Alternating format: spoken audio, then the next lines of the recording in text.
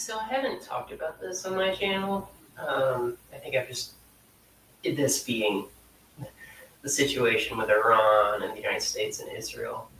I think I've just been trying to collect my thoughts because it's a very horrifying situation, and there's so many people saying so many um, either ignorant or evil things about the situation that it just gets very frustrating very quickly. But I did want to finally talk about this a little bit.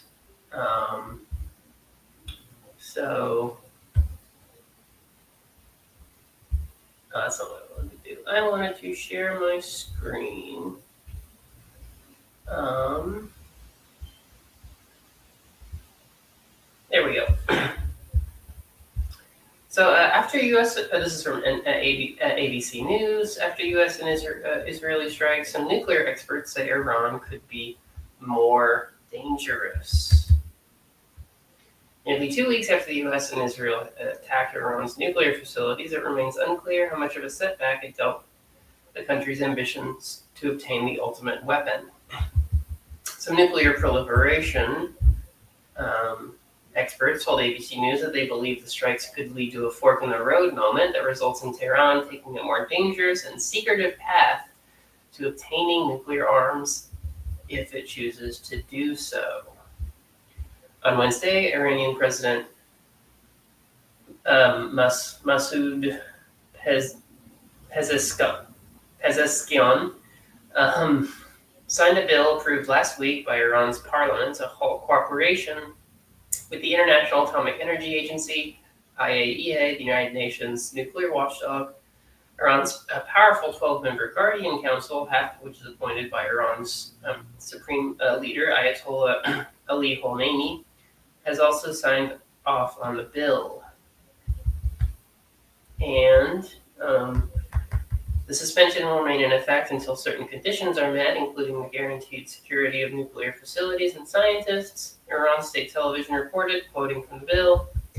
In the meantime, Iran is allowing no outside independent body into the country and to verify the status of its nuclear program, leaving the country to rebuild its nuclear infrastructure virtually in secret. The State Department called this move unacceptable, saying that Iran has a window of opportunity to reverse course and choose a path of peace and prosperity.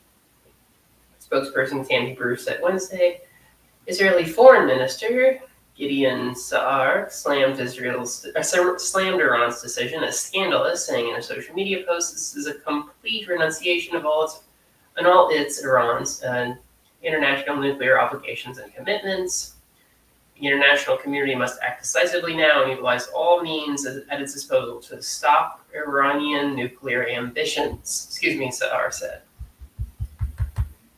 Some nuclear experts say they're worried the move could also prompt Iran to pull out of the 57-year-old Non-Proliferation of Nuclear Arms Treaty. The last country to pull out of the NPT was North Korea.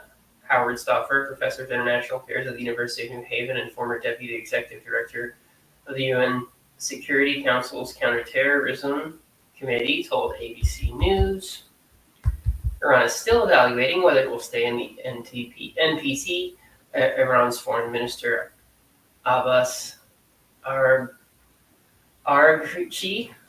Every time I try to pronounce the names, I just sound like a dumb American that I am. But said on Iranian state TV following the vote by Parliament last week.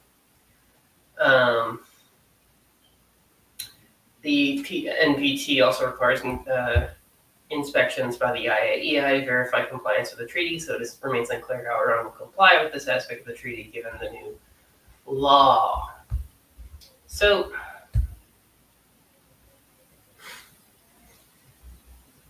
I think what's so frustrating and horrifying about the situation is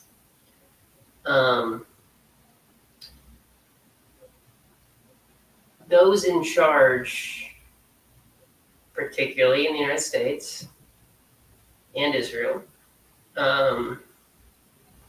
have through their actions made damn sure that Iran gets nuclear weapons. Because remember, Obama, not the best president, but like the Iran nuclear deal was working. Iran was not building nuclear weapons. Trump pulls out of it. Horrible decision. Kills kills a top Iranian general. Again, unprompted. Iran didn't attack us. Now, fast forward 2025. Israel attacks Iran. Again, unprompted. Iran did not attack Israel. We bombed their nuclear sites, and we didn't get everything. I think some of the materials ended up being moved before the bomb. So we didn't successfully get rid of their materials. And yeah, so now we're in a situation where Iran says, screw you. You're not going to come in here and tell us what to do with our uranium anymore. Take a hike, basically. And this is the consequences of our actions. And look, like, as far as I'm concerned, no sane person wants Iran to have nuclear weapons. I mean, I think as a matter of principle, no country should have nuclear weapons. I think it's a what the ABC article called it, the ultimate weapon. I mean, it's the ultimate weapon that nobody should have because it could just end humanity as we know it. But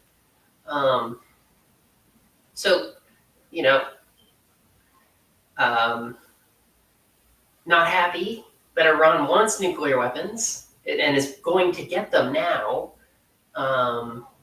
unless we decide, the U.S. and Israel decide to go ahead and immediately invade Iran, troops on the ground, the whole spiel, regime change. But if they don't do that, Iran is going to have a nuclear weapon. And here's the thing that nobody seems to understand. If in their position, in Iran's position, it makes sense that they want a nuclear weapon. It makes sense they want a nuclear weapon because, for one thing, if you study the history that like Britain and the U.S. have with Iran, particularly Britain, it's awful. I mean, we exploited them. We supported the horrible dictatorship under the Shah.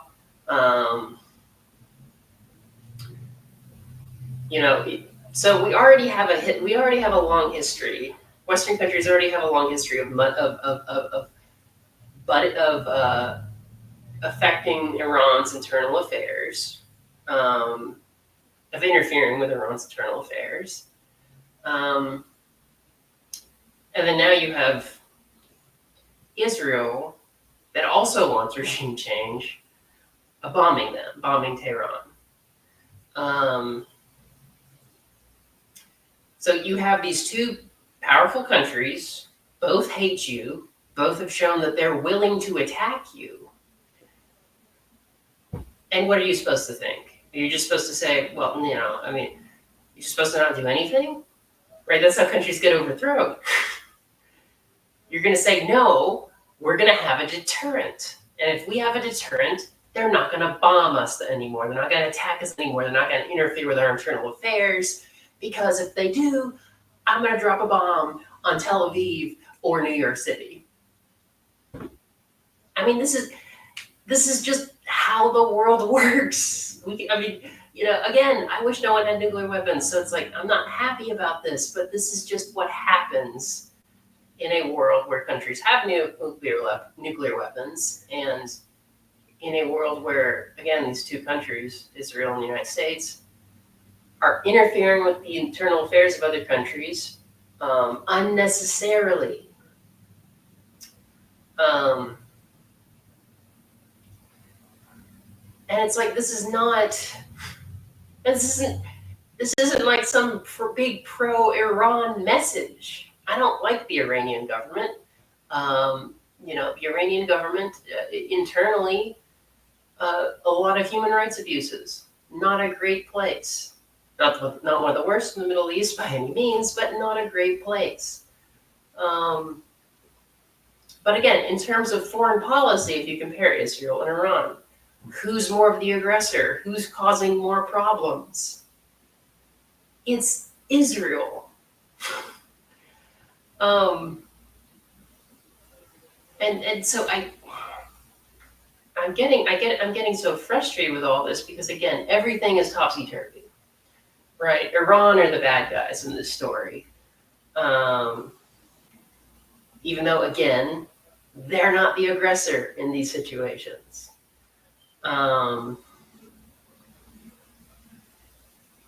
And this is not to mention, of course, the situation in Gaza, which has not been solved, and the issue of settlements.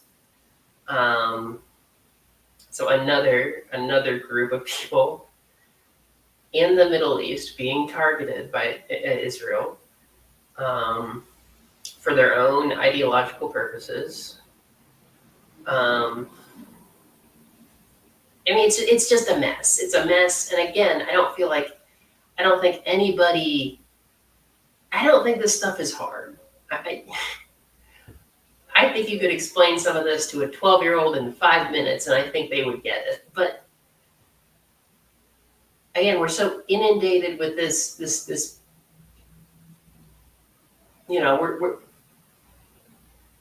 Our leaders are towing the ideological line, which is have Israeli power unchecked, because they're the democracy in the Middle East, and to have U.S. power unchecked, and this is what From that, everything else flows, but that system, or that way of doing things, is just failing us spectacularly. Israel's becoming it's in risk of becoming isolated in the global sphere, in the world, because of its actions. And again, they're increasing tensions with the Palestinians. Another solution, which again, easy to solve, could be solved in a day. Give the Palestinians their state, or give them complete equal citizenship under Israel. My preference is the state, because I think it might be better for these two populations to have their own states, let tensions cool, and maybe the region can be more integrated over time. That depends on popular action among those who are living there, not me. But so I don't know. I don't know. Everything feels. I feel like we live in crazy town, because I don't think it should be this hard to just recognize the power discrepancy going on and how that relates to just basic questions of morality.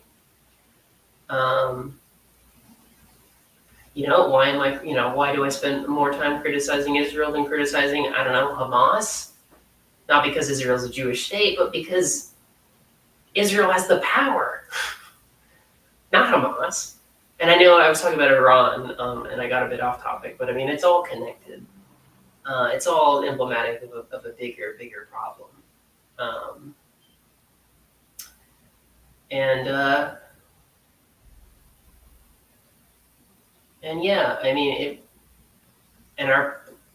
our last president, Joe Biden, stubborn on the issue of Israel, probably cost them some votes, if we're being honest. Again, but this just can't go on. the actions of both Israel and the United States are just they're suicidal. I mean, particularly Israel. I mean, I think that's the scary thing. That's the another. Well, there's so many scary things about this. That's one of the other major scary things about the situation is, I think Israel. Israel's making the world unsafer for everybody, but particularly for Jewish people. And it's making the world unsafe, particularly for Jewish people, by again this colonialist project. So this isn't about self-determination of the Jewish people anymore. This is about uh, uh, uh, people who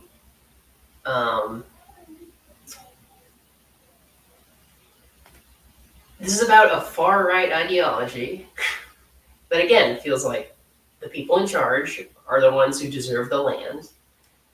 Those who aren't in charge, kick them out, bomb them, displace them, get rid of them. So again, I mean, if this keeps going, again, I mean,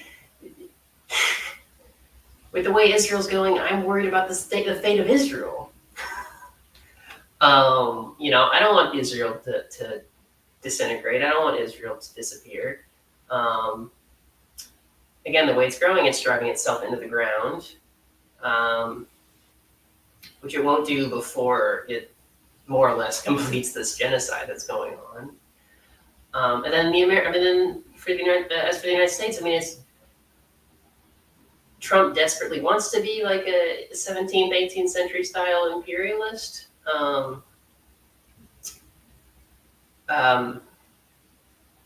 But like, not 17th century, more like 18th, 19th century. But you get my point. I mean, he wants to be an old school imperialist. He wants to increase. Not only does he want to maintain the empire, he wants to consolidate the empire. He wants to increase the empire. He wants to make it more powerful.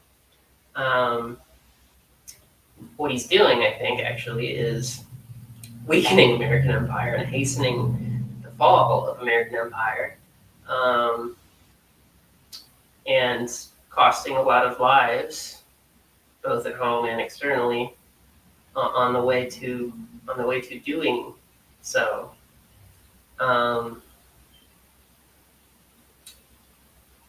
So I don't know. I mean, I'm not a fan. I'm not a fan of empire, so I don't really care that the empire is collapsing. The American empire, pretty much deserves to collapse. But I worry about what it's going to take what's going to happen in the process, and just the increasing authoritarianism and fascism from our government.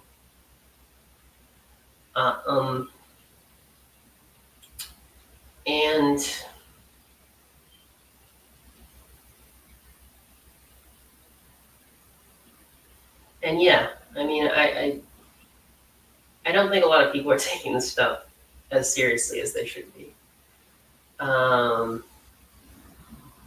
Because as I said, I think the situation is all relatively simple. If we paid the slightest bit of attention to how the world works, and if we're committed to some basic moral principles that we're going to hold ourselves and others to.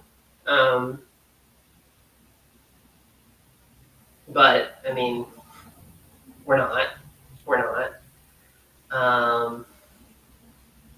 And I don't know. I mean, I don't have a lot of hope for a lot of this stuff right now. I mean, it's possible that that ironically, if Iran has nuclear weapons, the region might be a bit more peaceful because people just aren't going to attack Iran anymore. Again, that's the point of a deterrent. But still, I mean, that being the case, or that potentially being the case, I still say the administration has made everyone less safe and has increased the chance of nuclear war. And if we have a holy nuclear war, it's not going to be Iran that starts it. It's not going to be Iran it starts it. It's going to be the Christian Zionists who want they want to bring about the end times when Jesus is going to come back, and it's going to be the super. It's going to be the Israeli settlers who feel like they are owed this land, that this land is theirs, or potentially the United States. Well, I mean that. I guess I kind of include the United States. That's where the Christian Zionists are mostly. So I guess that was kind of implied anyway. But yeah, I mean, I'm not trying to like fearmonger here. I mean, I don't think we're gonna have a nuclear war. But again, like just the Trump administration managed to make the world more of an unsafe place. They managed to do the exact opposite of what they said they were going to do.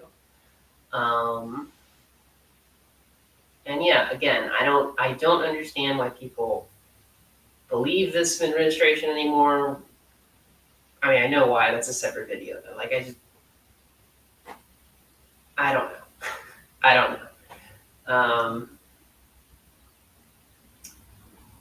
It's not a good time it's not a good time politically, either in this country or in the world. And yeah, but anyway, I've been talking for a while, so I should probably end it there. But I wanted to get some thoughts out there. That was a bit jumbled, but yeah, this has been bothering me, as I'm sure it's been bothering most of you too. And yeah, I just wanted to get some of my thoughts out there. Let me know what you think about them in the comments, like them, dislike them. If you have any feedback, I'm open to it. So yeah, thanks for watching, and I'll see you next time.